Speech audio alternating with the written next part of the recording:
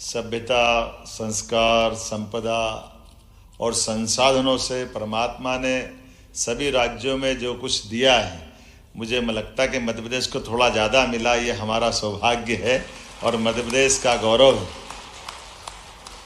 इसलिए कई दुनिया के देशों से हमारे देश की कई मतभिन्नता भी भाव के आधार पर। हमारे यहाँ कहा गया यत पिंडे तत् ब्रह्मांडे।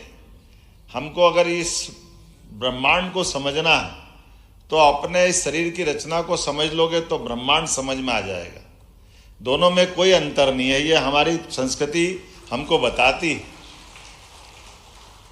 और उसी में हमारे अपने काम करने के तरीके में भी वो बात आई जाती है।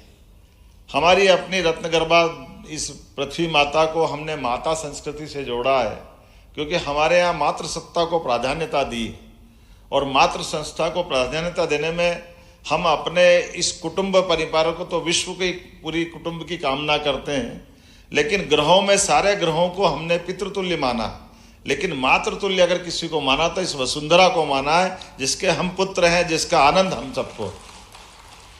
और उसी नाते से हमने उसको धीरे धीरे वसुधा को नहीं, हमने अपने 200 से ज़्यादा देशों में भी अपने आप को भी, अपने देश को भी मातृ संस्था से जोड़ा। इसलिए मातृसत्ता के आधार पर हमने दुनिया के सारे देश वो अपने आप को पितृसत्ता से जोड़ते हैं। तो वो कोई अमेरिका माता नहीं बोलता, इंग्लैंड माता नहीं बोलता, एकमात्र देश है जो भारत माता की जो बोलता। हमें इस बात का गर्व है।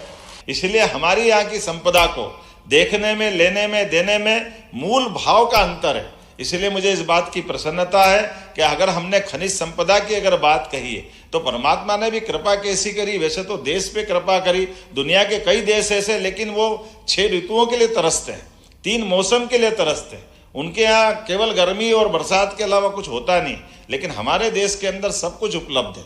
लेकिन ये उपलब्ध होने में सबसे बड़ा अगर योगदान है तो हमारे अपने देश का भी है और इस वसुधा का भी है, जिसकी विशेष कृपा से भारत की भौगोलिक रचना इस प्रकार से बनी।